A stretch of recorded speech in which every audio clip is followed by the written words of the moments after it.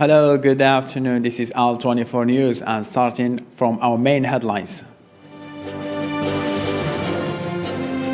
Heavily muted Omicron is rapidly becoming the dominant variant of the coronavirus in South Africa less than 4 weeks after it was first detected.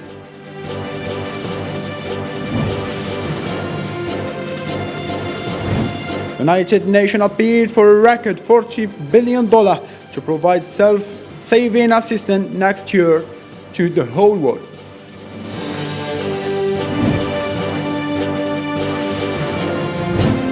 NATO chief says Russia would pay high price for Ukraine aggression.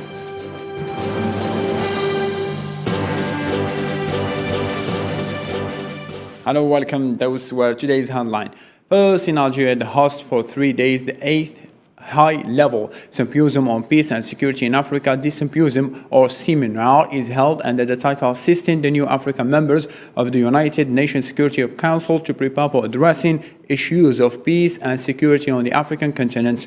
Ramtan Lamamra emphasized that this meeting reinforces and binds the African countries' relations and even abroad for better income to the African continent. Let's listen. And I must say that I'm all the most pleased to note that this high-level seminar, the first editions of which were hosted precisely a few years back here in this very city of Oran and in the same premises, has since been institutionalized as a regular forum for collective reflection, exchange of views, exchange of experiences, lessons learned, and best practices for the sake of enabling our representatives within the UN Security Council to represent us and to be able to demonstrate the true spirit of African unity and solidarity in promoting African common positions on peace and security matters. In the same line, this conference held in Iran will also feature high-level participation, especially at the ministerial level of the member states of the Peace and Security Council of the African Union. The theme of this seminar, evolving around ensuring adequate support to the African members of the UN Security Council in dealing with African peace and security issues, is of obvious topical importance. It translates, indeed, our engagement to redouble efforts to make Africa's voice stronger at the international level, to ensure that its efforts are recognized and that its major concerns, strategic interests, and reasonable perspectives are duly taken into account. To a different matter, following weeks of economic upheaval in which inflation has surged and the currency has plunged to a historical low, Turkey's finance minister Lutfi Elvan has resigned and been replaced by Nordin Nebati.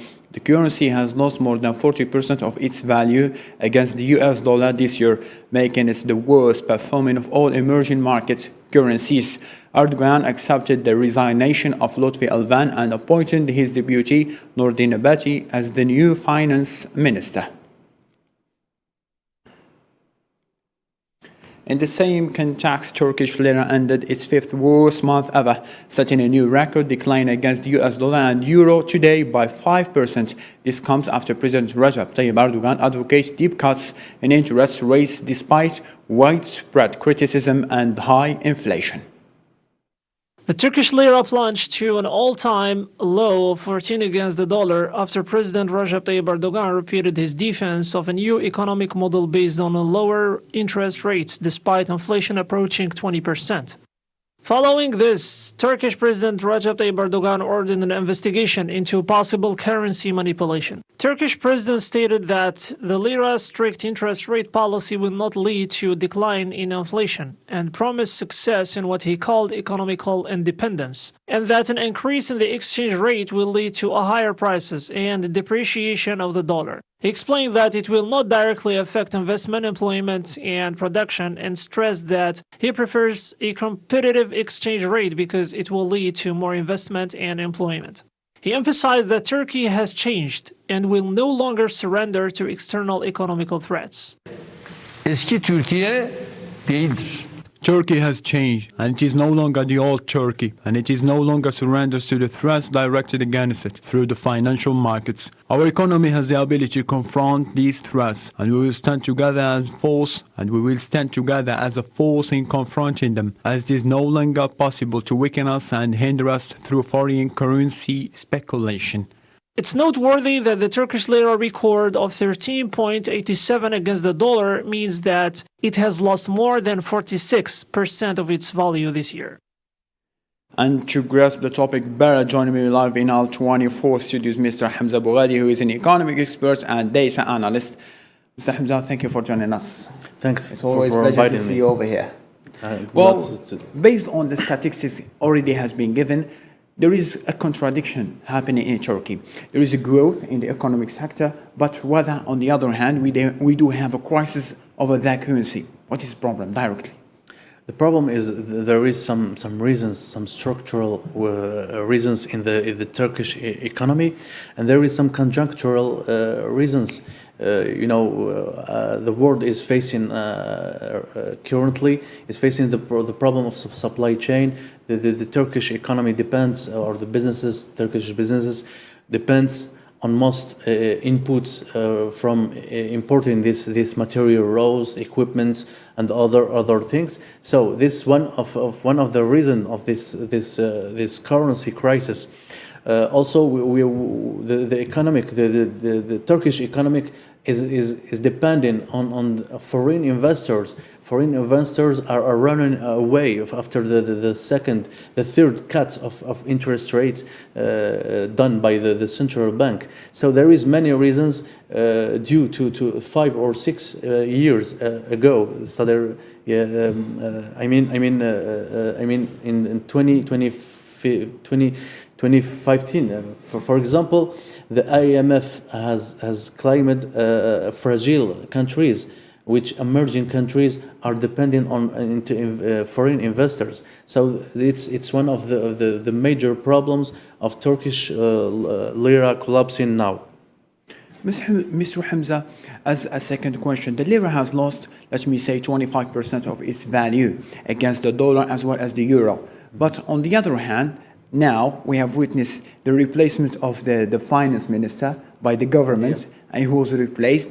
And on the other hand, the political parties in Turkey are taking this as a goal to approve the government. What do you mean? Of course, there is political conflict which impact the economic rate or the economic performance. We are seeing the interfering in the work of the central bank by applying low interest rates. So there is some conflict politicals which impacting the economic logical of growth of or any liberal economic country. I think the inflation is going higher. The prices are soaring. So we are trying to manage this crisis with the political decisions. Instead of making economic decisions and economic views.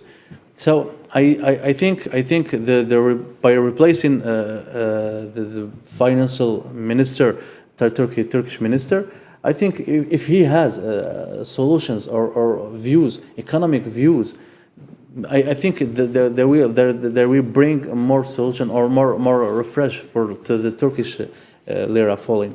Mr. Hamza, I'm sorry to cut your train of thoughts, but do you think that the government interference in the bank central, or let me say the central bank, is it okay? Happened before, or this is the first time? There is a general political or the general lines to suggest to the central bank in opponent economic, but in this case, it caused fears in the field of foreign investors. Foreign investors are afraid of instability, of economic or political instability. The liberal economic, the first enemy of the liberal economic is the instability. Is these decisions not based on economic thoughts or economic theories? So I think the problem is political more than economic. Mr. Hamza, a social economist, thank you so much for being with us. It's always a pleasure. Thank you for See you next time, inshallah. Inshallah. For a better matter and to a different matter to COVID-19 updates now, the discovery of the Omicron variant has pushed the debate of mandatory vaccination to the top of South Africa's agenda, as rising disease make the previously unthinkable option a feasible one. According to the National Institute for Communicable Diseases, there has been an exponential increase in infections over the last 2 weeks, with a weekly average of about 300 new cases per day, climbing to 1,000 last week and 3,500 most recently. On Wednesday, South Africa recorded 8,561 cases. A week earlier, the daily figure was 1,275. We thought, what will outcompete Delta? I think that's always been the question. What will outcompete Delta in terms of transmissibility, at least? 74% of all viral genomes sequenced last month were of the new variant, which was identified in a sample collected on November 8 in Gauteng, South Africa's most populous province. Experts are working against the clock to determine the level of the protection offered by existing immunizations.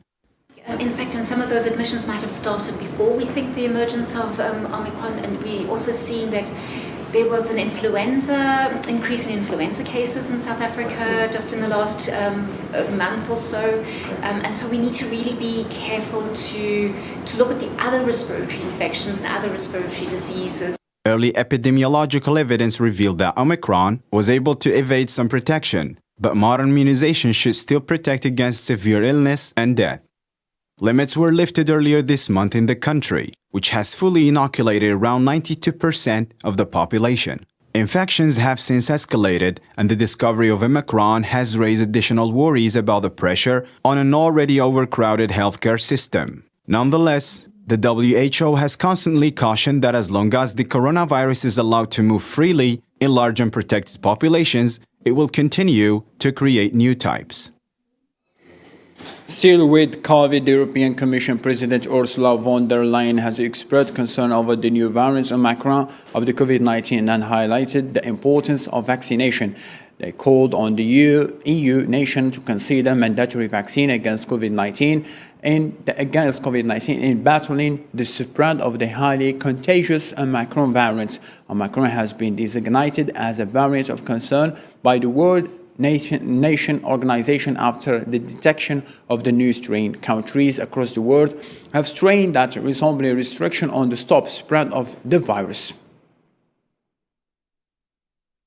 In Europe, still, infections have increased in Germany in recent weeks and hospitals are overcrowded. Therefore, Chancellor Angela Merkel and her elected successor Olaf Scholz meet today, Thursday, German regional leaders to finalize the tightened COVID restriction and measure with compulsory jobs. Among the options of this table, Scholz states he was in favor of compulsory vaccination in Germany and requires the parliament to vote for a matter before the end of the year. He justified compulsory jobs as protection to the German people. In a plan to defend against the new variant of COVID-19, Omicron, Japan has introduced a new travel plan for foreigners as Japanese government made a booking plan for the new incoming flights. Japanese Transport Ministry issued a request to the national airlines to stop taking any booking for flights coming to Japan, at least for the current month of December. The request will reduce Japan's daily international arrivals to 3,500 compared to the previous number of 5,000.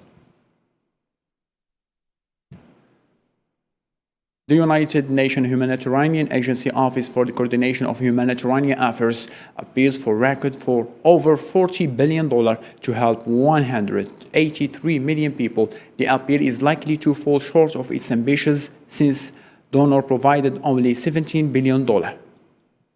Conflicts, climate change, and the continuous rage of pandemic led the United Nations to warn that the need of humanitarian aid is skyrocketing worldwide as many people are pushed to the edge of starvation and poverty. Few hours earlier, the United Nations Humanitarian Agency, Office for the Coordination of Humanitarian Affairs, appealed for a record of $41 billion as aids for 183 million people worldwide who are caught up in conflicts and poverty to provide them with a life-saving assistance next year. In a global humanitarian overview report, Office for the Coordination of Humanitarian Affairs said 274 million people worldwide will need some form of emergency assistance by 2022. Donors only provided 70% from the number requested for 2021. We aim through this program to help 183 million, the most vulnerable, again an increase from last year. And for this, we're looking for a record $41 billion for the world's humanitarian needs of the most needy in 2022. The United Nations also said in the report that more than 24 million people require life-saving assistance in Afghanistan, which witnessed a massive increase due to the collapse of economy. Afghanistan is on top of the list of nations who are in an urgent need for funding like Syria, Yemen, Ethiopia, and Sudan. According to the United Nations humanitarian chief, Ethiopia highlighted a bill in swelling needs estimated by 26 million, including 400,000 people on the edge of starvation since Prime Minister Abiy Ahmed sent troops into the northern Tigray region, where thousands have died and millions have been displaced more than a year ago. Regulators in the United Kingdom have accepted and approved the use of monoclonal therapy to that dose of the high risk of developing severe COVID-19 symptoms. The monoclonal antibody was found to be safe and effective at reducing the risk of hospitalization and death in people with mild to moderate COVID-19 infection who are at increased risk of developing severe disease. The news came as South Korea's daily coronavirus case numbers rose to a new high, with authorities stopping quarantine releases for fully vaccinated inbound travelers for 2 weeks in a bid to resist the new variants.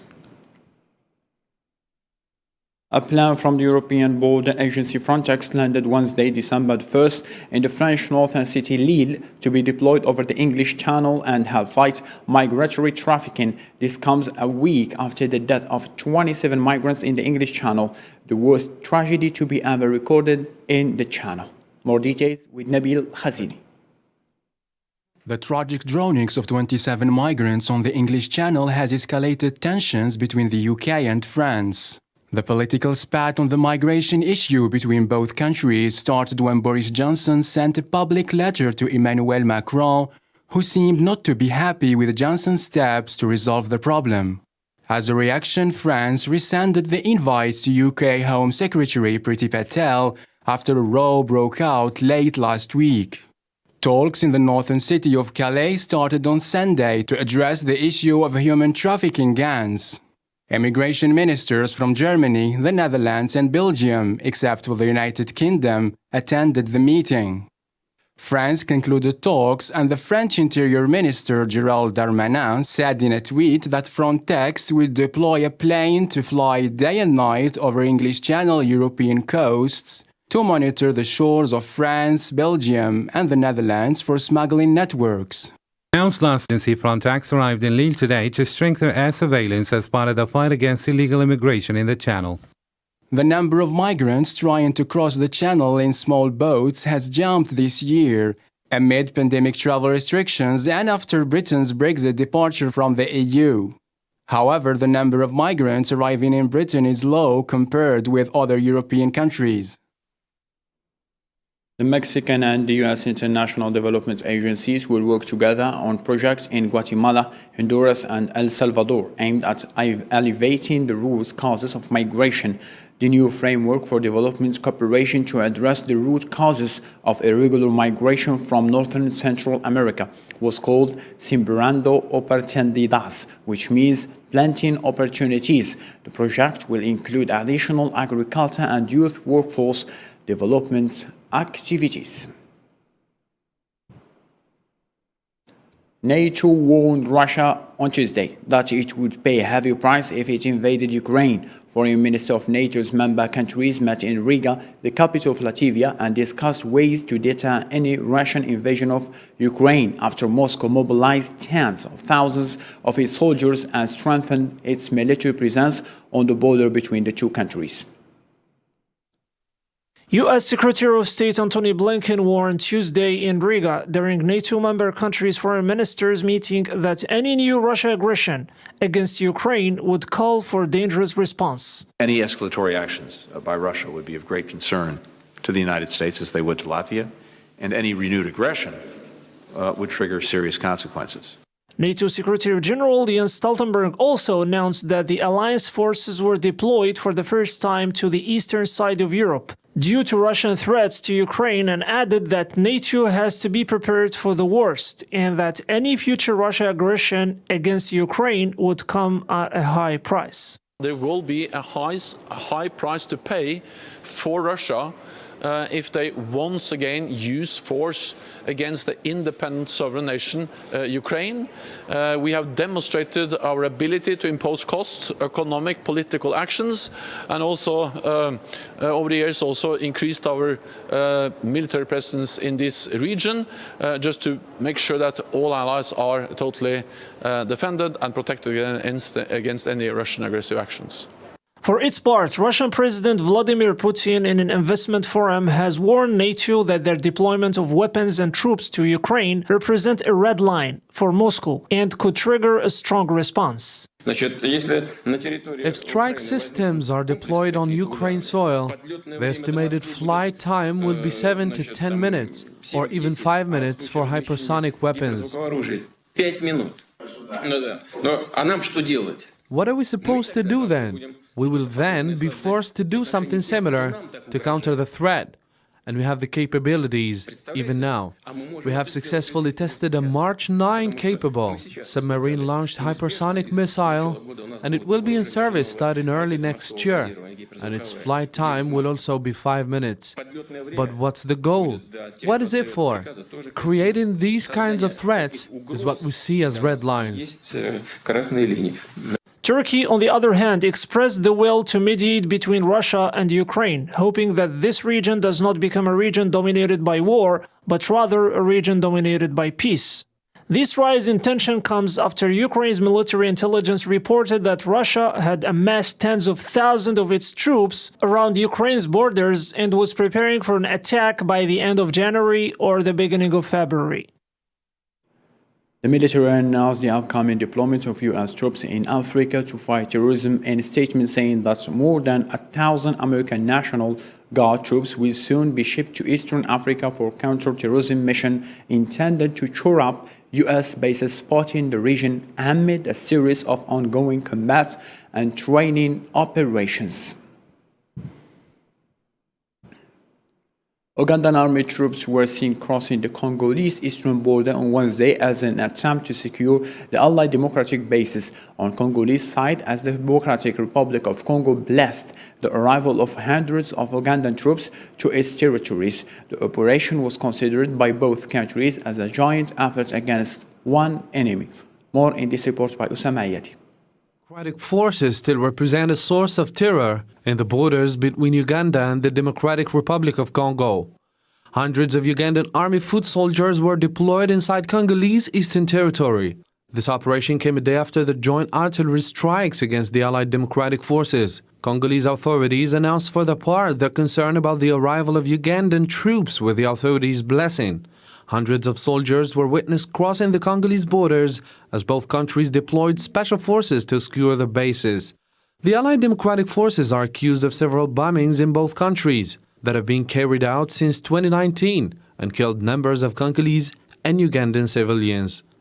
The terrorist state group blamed a series of blasts on the Ugandan side, as Army spokesman Leon Richard Kasonga refused to give more information about the joint operation and the number of Ugandan troops in the Congolese territory and how long the operation will last, explaining that the operation requires patience as it has recently started. The Allied Democratic Forces, which have been uprising in Uganda since the 1990s, pledged allegiance to the terrorist state group in 2019 However, no evidence was found on the terrorist state dominance over the Allied Democratic Forces. Moving up now to sport, yesterday's round of FIFA Arab Cup ended up by 3 games, witnessing a lot of goals, especially from the African countries, and in a sudden loss to the Saudi Arabian national team. More in this report. Egypt, a direct opponent of the Fennec in Group D, secured the crucial point by defeating Lebanon 1-0. Long sloppy in the end, the Pharaohs were granted a penalty in the 71st minute by the Ahli midfielder Mohamed Magdi Kafsha. Egypt has tied Algeria for first place in Group D, with a goal difference of +4 for Algeria to +1 for Egyptians. Morocco's win was the second largest of the day. The teammate of Abdullah Hafidi, who also scored a jewel, strolled through the game against Palestine yesterday afternoon. Winning 4-0, this meeting will have been fraught with difficulties, not least since the Moroccans were not eventually given a red card. The first little surprise of the competition came during the day's last meeting. Indeed, Saudi Arabia, the region's dominant force, was defeated 1-0 by Jordan. In this physically challenging game, the referee was forced to show the red card twice, first in the 53rd minute for Jordan and once is for the 73rd for Saudi Arabia. Ad-Dawsari scored the single goal of the game in the 62nd minute of the play against his own team. Jordan has joined Morocco now at the top of the Group C. To this end, ladies and gentlemen, let's have a reminder of our main stories. Heavily mutated, Omicron is rapidly becoming the dominant virus of coronavirus in South Africa less than 4 weeks after it was first detected there.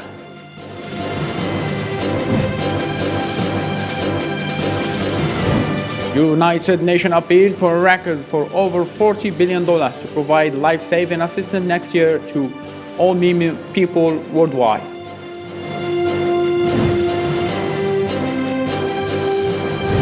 NATO chief says Russia would pay a high price for Ukraine aggression.